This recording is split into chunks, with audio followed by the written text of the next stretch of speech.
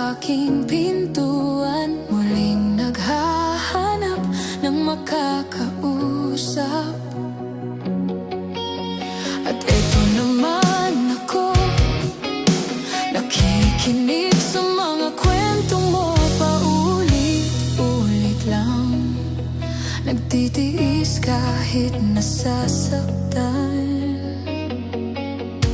Ewan ko ba kung ba't hindi ka pa nadadala, hindi ba't kailan lang nang ika'y iwanan niya.